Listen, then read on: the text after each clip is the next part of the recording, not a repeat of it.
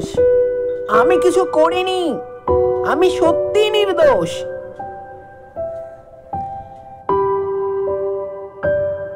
তোমরা শুনছো সে আছে নতুন সিজনে তোমাদের সবাইকে স্বাগত। আমি শুভদীপ রয়েছি তোমাদের সঙ্গে। আজকের এই ঘটনাটা নিয়ে আমি 3বার রেকর্ডিং করতে যাচ্ছি, কারণ আজকের ঘটনাটা অর্থাৎ এপিসোড 1 আমার অনেক আগেই রেকর্ডিং হয়ে গেছিল, আর তারপর আমার কাছে এলো একটি নতুন ঘটনা। যেই ঘটনাটা পড়ার পর আমি ভাবলাম এপিসোড 1-এর শুরুটা এভাবেই হোক। তাই আমি আবার দ্বিতীয়বার রেকর্ডিং শুরু করলাম। দ্বিতীয়বার রেকর্ডিং শুরু করার সময় পুরো ঘটনা রেকর্ডিংয়ের পর আমি দেখলাম রেকর্ডিং হয়নি। আর এখন তৃতীয়বারের চেষ্টা, জানি না কত দূর কি রেকর্ডিং হবে। তোমার জীবনেও যদি ঘটে কোনো অদ্ভুতুরে ভৌতিক অলৌকিক ঘটনা, পাঠাতে পারো আমাদেরকে। আমাদের সাথে যোগাযোগ করার জন্য ইমেল করতে পারো shanubhattacharjee@gmail.com অথবা 8481836926 এই হোয়াটসঅ্যাপ নাম্বারে। আমাদের ডিটেলস তোমরা পেয়ে যাবে কমেন্ট আর ডেসক্রিপশন বক্সেও। সিজন 1 আমরা হঠাৎ করেই বন্ধ করে দিয়েছিলাম, যার পেছনে বেশ কিছু কারণ ছিল। সেই ব্যাপারে তো কথা হবেই, তার সাথে কথা হবে সিজন 2-তে আমরা নতুন নতুন কী কাজ করব। তবে তার আগে আমরা চলে যাব আজকের ঘটনায়। প্রথম যে ঘটনাটা আমরা রেখেছিলাম, অর্থাৎ একদম প্রথমবার রেকর্ডিংয়ে যে রেকর্ডিংটা আমরা করেছিলাম, সেই রেকর্ডিংটা আমাদের কাছে সিজন 1-এ এসেছিল, কিন্তু আমাদের সেই ঘটনাটা আর শোনানো হয়নি। তাই সিজন 2-তে আমরা সেই ঘটনা দিয়ে রেকর্ডিং শুরু করেছিলাম। কিন্তু সিজন 2-তে আমাদের ট্রেলার দেখার পর আমাদের কাছে একজনের ঘটনা এসেছে। ঘটনা পাঠিয়েছেন কালীচরণ সিং। কালীচরণ বাবু বলেছিলেন যে তিনি কোনো এক জেলের জেলার ছিলেন, তবে বিশেষ কারণবশত সেই জেলের নাম তিনি নিতে পারবেন না। তাই জেলের নাম তিনি আমাদের থেকে গোপন রেখেছেন। কালীচরণ বাবুর ভাষায় তিনি বলছেন, আমি কালীচরণ, কোনো এক জেলের জেলার। জেলের ঠান্ডা আর্দ্র কোঠারিগুলিতে আমি অনেক কয়েদিকে আসতে যেতে দেখেছি, কিন্তু নিরঞ্জনের মতন কেউ আমার মনে এত গভীর ছাপ কোনোদিনও রেখে যায়নি। আমার এখনো মনে পড়ে সেই রাতের কথা। বাইরে প্রচুর ঝড় বৃষ্টি পড়ছিল। নিজের চেয়ারে বসে কেমন একটা মনে হয়েছিলাম। তখন নীলাঞ্জনকে আনা হয়েছিল। ভেজা চুল, কাঁপতে থাকা শরীর, কিন্তু চোখের মধ্যে কোনো ভয় নেই তার। আছে ক্ষোভ আর অন্যায়ের প্রতি প্রতিবাদ। তাকে অভিযুক্ত করা হয়েছিল তার মালিকের খুনের জন্য। সে বারবার চিৎকার করে বলছিল, আমি নির্দোষ, আমি কিছু করিনি, আমি সত্যি নির্দোষ। রাত গভীর হয়েছিল। জেলের এক কুঠুরি খুলে দেওয়া হলো তার জন্য। তারপর আবার শোনা গেল তার চিৎকার, আমি সত্যিই নির্দোষ, আমি কিছু করিনি, শুনুন আমার কথা। ইতিমধ্যে আমি তার ব্যাপারে সমস্ত রকম খবর পেয়ে গেলাম। তিনি পেশায় ড্রাইভার, তার মালিক সুপ্রতিম মাইতির গাড়ি চালাতেন তিনি। আর কোনো একদিন সম্পত্তির লোভ আর বিশেষ কোনো কারণে তার বাড়িতে ঢুকে তাকে নির্মমভাবে হত্যা করেছেন। তিনি প্রথমে লকআপে এবং পরবর্তীকালে যখন আদালতে তাকে নিয়ে যাওয়া হয়, সাক্ষীদের সাক্ষ্য অনুসারে, প্রমাণ অনুসারে তার ফাঁসির সাজা হয়।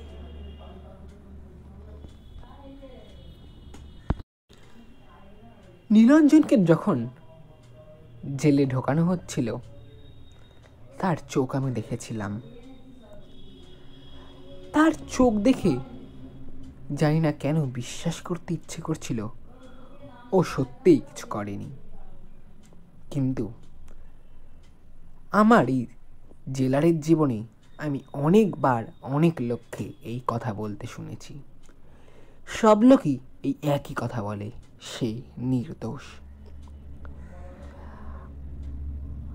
আইন অনুসারেই কেউ বাড়ি ফিরে যেতে পারে কোনো সময়, আর কেউ বা জীবন ছেড়ে চলে যায় অনেক দূরে। নীলাঞ্জনকেও যেমন চলে যেতে হতো।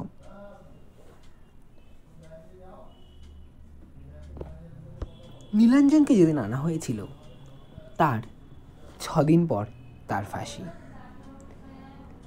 নীলাঞ্জনকে আমি বারবার বলতে শুনেছি, আমি নির্দোষ, আমি কিছু করিনি, আমার কথা শুনুন, আমি বলছি আমার কথা শুনুন।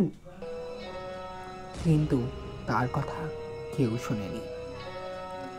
তবে তার ফাঁসির একদিন আগে আমি তার কোঠরিতে যাই, গিয়ে তাকে বলি,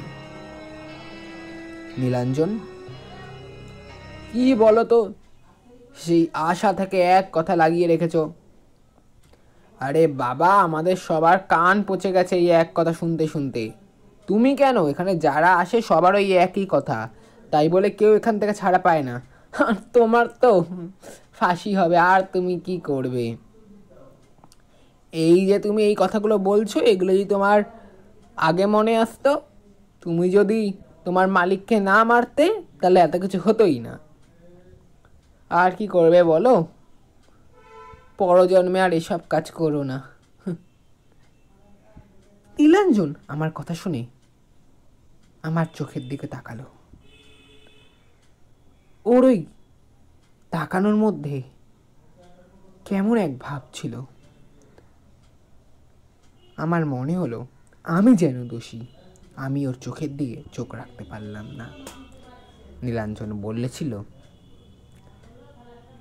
স্যার, আমি বারবার বলছি আমি কিছু করিনি, আমাকে ফাঁসানো হয়েছে। আমি জজ সাহেবের কাছেও কথা বলেছি, আমাকে কথা বলতেই দেওয়া হয়নি। আমার কথা বিশ্বাস করুন। আমি বলছি ওই বাড়িতে যান, ওখানে গিয়ে আপনি ভালো করে খুঁজুন, তাহলে হয়তো আপনি কিছু পাবেন। ওই যে লোক যে আমাকে ফাঁসিয়েছে, তাকে আমি দেখেছি, আমি চিনি ওকে।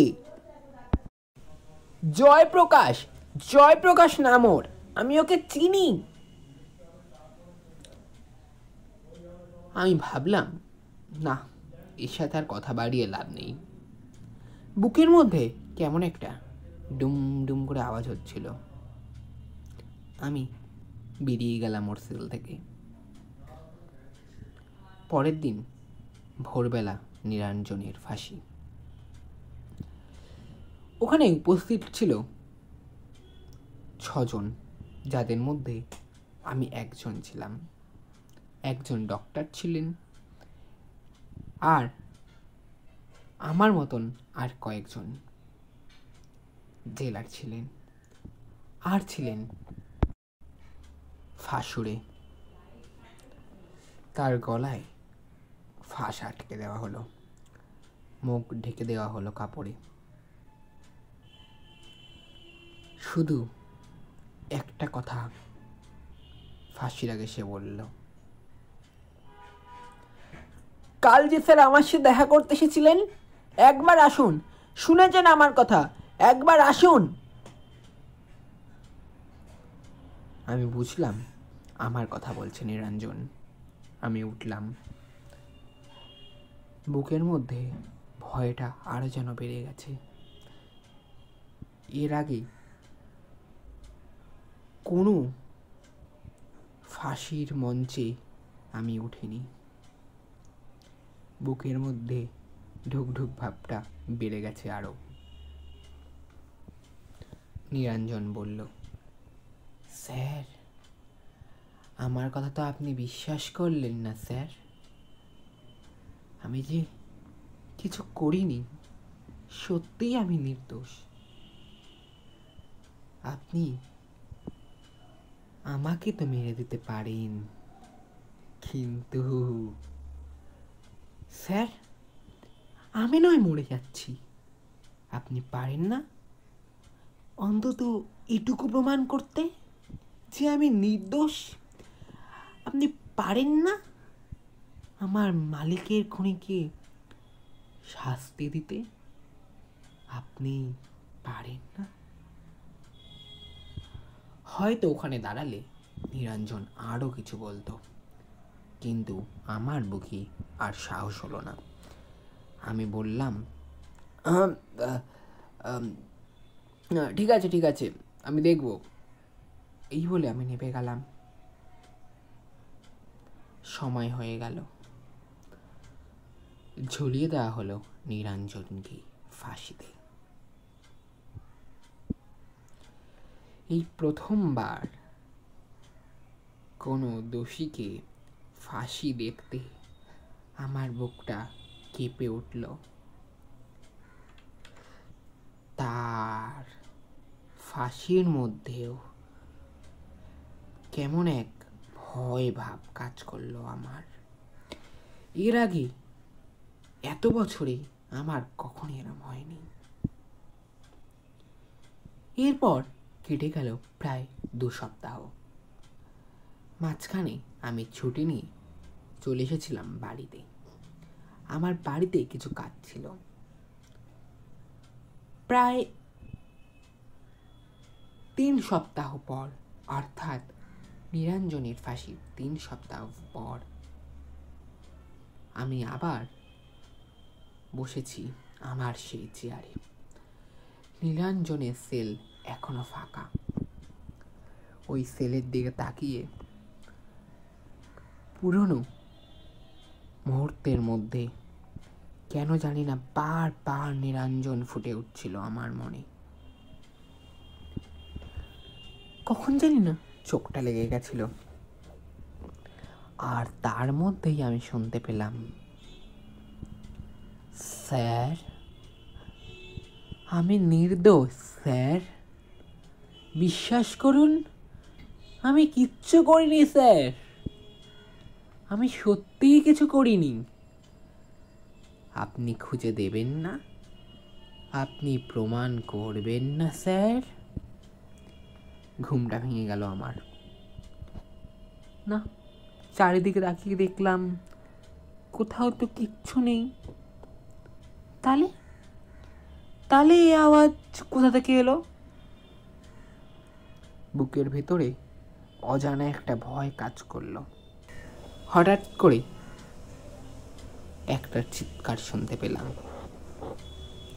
এ ব্যাপারে বলে রাখা ভালো, জেলের যে ডাক্তার, তিনি আমাদের জেলেরই পাশের যে ঘর সেখানেই থাকেন, অর্থাৎ জেলের মধ্যেই থাকেন। তার ঘর থেকে একটা আওয়াজ শোনা গেল, একটা খুব ভয়ঙ্কর চিৎকার, যেন কেউ খুব জোর চিৎকার করেছে কিছু দেখে। তাড়াতাড়ি করে তার ঘরে গেলাম। গিয়ে দেখতে পেলাম তিনি ভয়ে কাঁপছে, নিজের গলার উপর নিজে হাত ধরে চিপে রয়েছেন তিনি, আর আরেকটা হাত দিয়ে সেই হাতটাকে ছাড়ানোর চেষ্টা করছে। আমি গিয়ে তাকে সাহায্য করলাম। সে আমাকে বলল, আজ থেকে বেশ কয়েকদিন আগে, ওই 3 সপ্তাহ আগে যার ফাঁসি হয়েছিল ওকে দেখলাম আমি। এটা অসম্ভব, কিভাবে হতে পারে? এটা কিভাবে হতে পারে? আমার বুকের মধ্যে আরো ভয় কাজ করল। আমি কিছু বললাম না। চোখের সামনে এরম এক ঘটনা যার কোনো ব্যাখ্যা আমি পেলাম না। নিজের চেয়ারে এসে বসে পড়েছি এতক্ষণে। পেছন থেকে একটা আওয়াজ শুনতে পেলাম, স্যার, আপনিও তাহলে ওদেরই মতো হয়ে গেলেন? আমি ভেবেছিলাম অন্তত আপনি আমাকে মুক্তি দেওয়ার জন্য এগিয়ে আসবেন, আপনি প্রমাণ করে দেবেন আমি নির্দোষ ছিলাম। কি বলবো কিছু বুঝতে পারলাম না। হালকা করে পেছনে করলাম। আমি দেখতে পেলাম পেছনে কেউ নেই।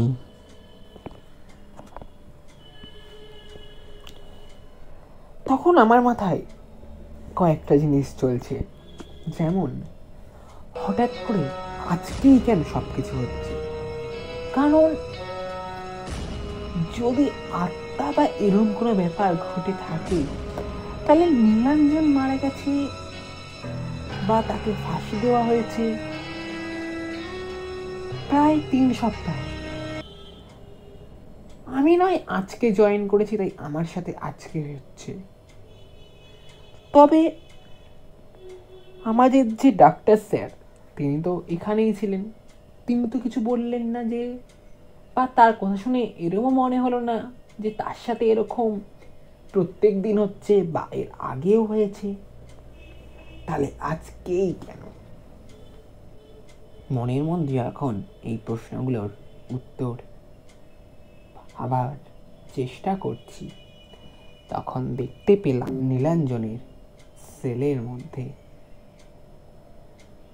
এক অবয়ব দাঁড়িয়ে আছে, আর সেখান থেকে আওয়াজ আসছে, স্যার, আপনার প্রশ্নের উত্তর আমি আপনাকে দিচ্ছি, আপনি শুধু আমার মুক্তির ব্যবস্থাটুকু করুন।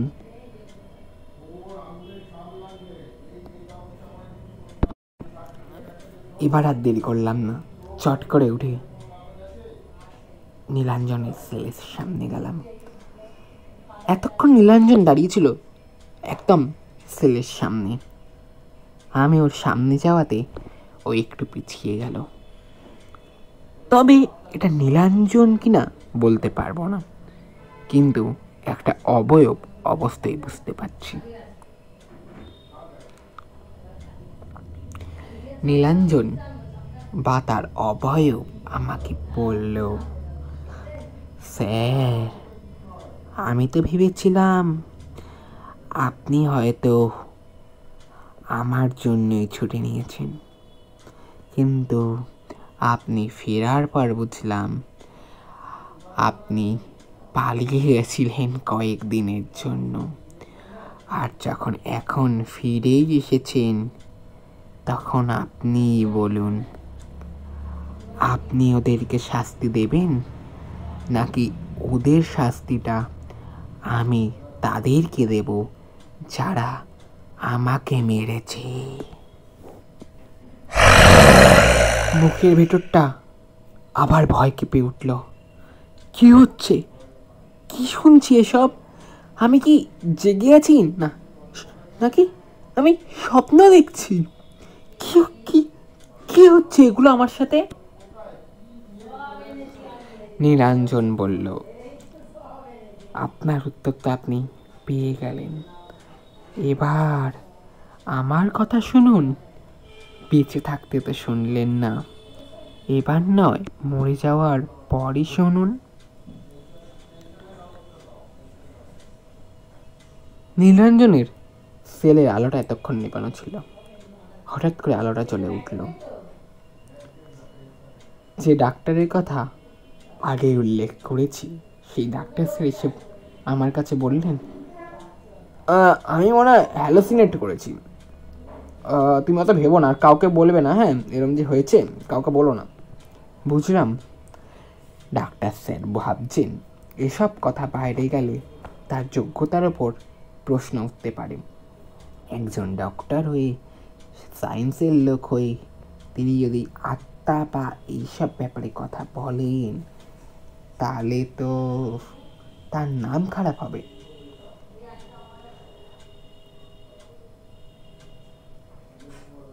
ডাক্তার স্যার যখন সামনে দাঁড়িয়ে, নীলাঞ্জনের সেলের আলোটা নেবে গেল।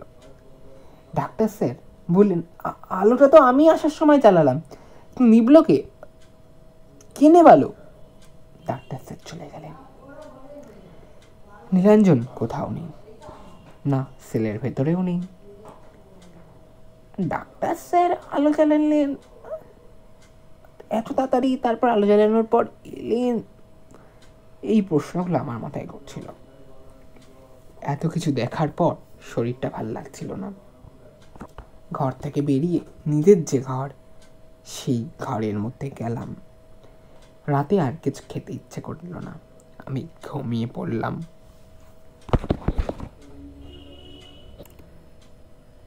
স্যার, আমি নির্দোষ, আমি কিছু করিনি স্যার। আমি স্পষ্ট শুনতে পাচ্ছি কেউ একজন এই কথা বলছে, এর সাথে এক জায়গার বর্ণনা দিচ্ছে সে, যেই জায়গায় খুন হয়েছিল নীলাঞ্জনের মালিক।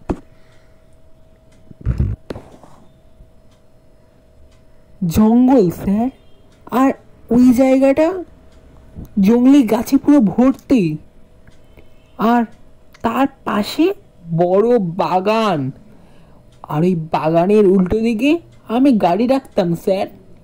আর ওই গাড়ি যেখানে রাখতাম তার পেছনের একটা রাস্তা, ওখান দিয়ে আমার ঘর ছিল, ওখানে আমি থাকতাম। আর বাগানে আর গাড়ির মাঝখান দিয়ে যে রাস্তা, ওখান দিয়ে স্যার ঢুকতেন, ওখান দিয়ে উনি ঢুকতেন। আর তারপরে সিঁড়ি উঠে যেত ওপরে, সিঁড়ি ওপরে উঠে যেত, ওই ওপরেই উনি থাকতেন। উনি যেদিন মারা যায় সেদিন ওনাকে সিঁড়ির পাশ দিয়ে যে রাস্তা চলে যাচ্ছে নিচে, ওই ঘরটার সামনে, সিঁড়ির সামনে মারা হয়েছিল স্যার। আমি দেখেছিলাম। আমি যখন পালানোর চেষ্টা করলাম আমাকে ওখানে ঠেলে দেওয়া হলো, আমাকে ফাঁসানো হলো স্যার। আমি সত্যি কিছু করিনি স্যার, আমি সত্যি কিছু করিনি। আমি জয়প্রকাশকে দেখেছিলাম স্যার, আমি জয়প্রকাশকে দেখেছিলাম, আমি জয়প্রকাশকে দেখেছিলাম স্যার।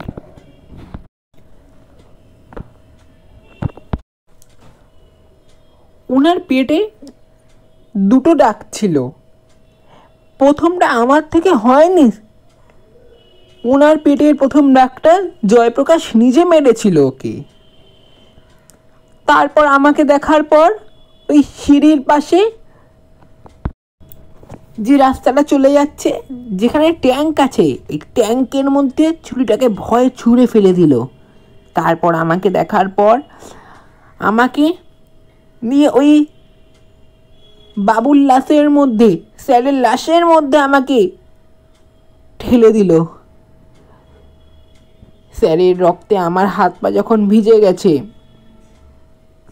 তখন কোত্থেকে যেন আরেকখান ছুরি এনে আমার হাতে দিয়ে দিল। আমার হাতে দিয়ে চাপ দিয়ে ঢুকিয়ে দিল স্যারের পেটের মধ্যে। আমার হাতের ছাপ ছুরির মধ্যে লেগে গেল, আর পুলিশ আমাকে অ্যারেস্ট করলো। প্রমাণ হলো আমি মেরেছি, কিন্তু আমি মারিনি স্যার। আপনি যান ওই বাড়িতে, আপনি প্রমাণ পাবেন। আপনি ওই ট্যাঙ্কের মধ্যে খুঁজুন, ওখানে আপনি ছুরিটা পাবেন। ওই ছুরিটার সাহায্যে আপনি হয়তো প্রমাণ করতে পারবেন আমি কিছু করিনি, আমি কিছু করিনি, আমি কিছু করিনি, আমি কিছু করিনি, আমি কিছু করিনি। ঘুমটা ভেঙে গেল আমার। হাত পা পুরো ঘেমে গেছে, সারা শরীর পুরো ঘেমে গেছে, বিছনা ঘেমে পুরো ভিজে গেছে আমার। আর দেরি করলাম না, অফিসের থেকে কথা বলে ছুটি নিলাম 1 সপ্তাহ। এই 1 সপ্তাহের প্রথম 2 দিন বাড়িতে রেস্ট নিলাম। আমি ভাবলাম কি হচ্ছে আমার সাথে, কিছুই তো বুঝতে পারছি না। তারপর নির্দিষ্ট যে জায়গাটা আমি বন্দনা পেয়েছিলাম সেখানকার স্থানীয় এক পুলিশের সাথে আমি যোগাযোগ করলাম। বিশেষ কারণবশত তার নামও তোমাদেরকে বলতে পারছি না, কিন্তু তার সাহায্য ছাড়া হয়তো বাকি গল্পটা অপূর্ণই থেকে যেত। তার সাহায্য নিয়ে সেই নির্দিষ্ট বর্ণনা জায়গায় গেলাম। স্বপ্নে দেখা, স্বপ্নে শোনা সেই জায়গার সাথে পুরো মিলে যাচ্ছে এই জায়গা। আমরা সিঁড়ির পাশে সেই রাস্তায় ট্যাঙ্কে দেখলাম, তবে ট্যাঙ্কে তো জল থাকে, ট্যাঙ্কের মধ্যে কোনো জল নেই। ট্যাঙ্কটা পুরো খালি ছিল। ট্যাঙ্কের ওপরে ঢাকনাটা আমরা সরাতে নিচে দেখতে পেলাম যে কিচ্ছু নেই, পুরো ফাঁকা, শুধুমাত্র একটু ধুলো ধুলো হয়ে গেছে। সিঁড়ির সাহায্যে ট্যাঙ্কের নিচে আমরা নামলাম, আর দেখতে পেলাম একটা ছুরি পড়ে আছে ওই ট্যাঙ্কের মধ্যে। ছুরিটাকে তোলা হলো, ফরেনসিক্সে পাঠানো হলো।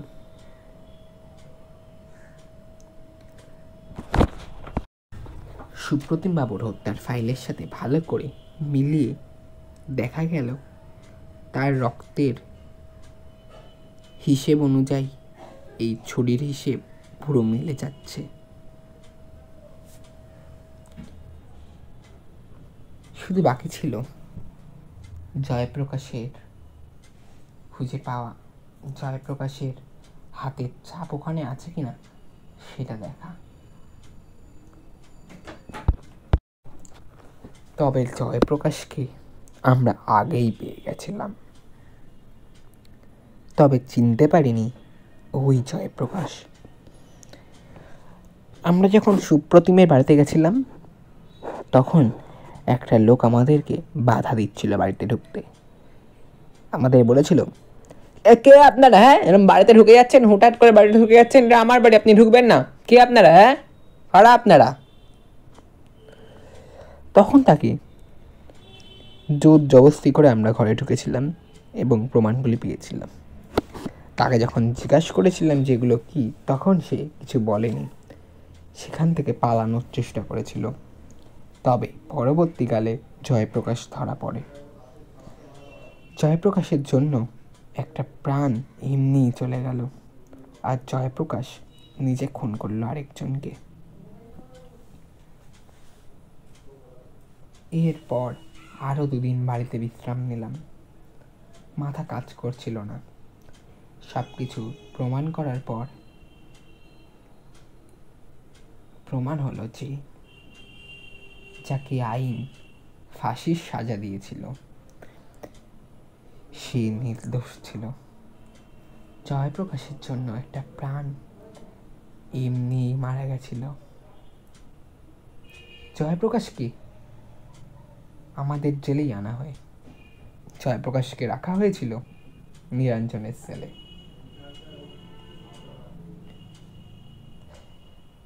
এই ঘটনার পর আমার কেমন একটা লাগতো সারাদিন। হঠাৎ করে একদিন আমি শুনতে পেলাম নিরঞ্জন বলছে, স্যার, ধন্যবাদ স্যার, আমি মারা গেছি ঠিকই, কিন্তু আপনি তো প্রমাণ করে দিলেন আমি নির্দোষ। এই ঘটনাটা আমার জীবনের একটি অত্যন্ত ভৌতিক ঘটনা কিনা বলবো কিনা জানি না, এক অন্যরকম ঘটনা যা আমার জীবনকে পরিবর্তন করে দিয়েছিল। ঘটনাটা যদি ভালো লাগে তোমরা ঘটনাটা তোমাদের শোতে শোনাতে পারো। আর ভালো থেকো। এরকম আরও কিছু ঘটনা আমার জীবনে আছে যা হয়তো এতটা অদ্ভুত নয়, তবে একটু অন্যরকম। প্রয়োজনে আরও এরকম ঘটনা আমি কালেক্ট করব তোমাদের জন্য। ঘটনাটা ভালো লাগলে জানিও। এই ছিল আজকের ঘটনা। কেমন লাগলো তোমাদের তোমরা জানাতে পারো। ঘটনাটা রেকর্ডিংয়ের সময় আমি এমনই একটা জায়গায় চলে গেছিলাম যে চোখের সামনে আমি যেন কালীচরণকে, নিরঞ্জনকে আর সুপ্রতিম বাবু, জয়প্রকাশ সবাইকে দেখতে পাচ্ছিলাম। এমন একটা পজিশনে আমি চলে গেছিলাম যেখানে আমি ভুলেই গেছিলাম যে আমি রেকর্ডিংয়ে আছি। যে কারণে তোমরা ঘটনাটা শোনার সময় হয়তো খেয়াল করেছো আমি প্রথম দিকে যেখানে কালীচরণ, নীলাঞ্জন এদের গলা আলাদা আলাদা করছিলাম, একটা সময় গিয়ে এদের আওয়াজ এক হয়ে গেছে। সে আছে নতুন সিজনে আমরা যেটা করব, নতুনভাবে নতুন রকম যেটা করব সেটা হচ্ছে আমরা এই সিজনে শুধু ভূত অদ্ভুত ব্যাপার নয়, কথা বলবো ভগবানকে নিয়েও।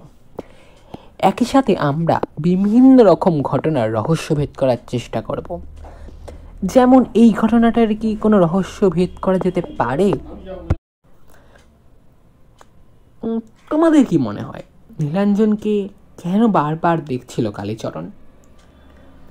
কেনই বা ডাক্তার নিজের গলা নিজে চিপে ধরে চিৎকার করে আরেক হাত দিয়ে সেটা ছাড়ানোর চেষ্টা করছিল? ডাক্তারবাবুই কি লাইট জ্বালিয়েছিল সেলের, নাকি লাইট অন্যভাবে জ্বলেছিল? এই প্রশ্নের উত্তর আমার কাছে নেই। এই রহস্যর ভেদের জায়গাটা তোমাদের কাছেই ছেড়ে দিলাম। তোমরা জানা থাকলে জানাতে পারো। একই সাথে তোমরা এরকম ঘটনা তোমাদের জীবনে থাকলে তা আমাদের সাথে শেয়ারও করতে পারো। শেয়ার করার ডিটেলস আগেই বলে দিয়েছি। আর আরও অনেক নতুন কিছু হবে আমাদের এই সিজনে।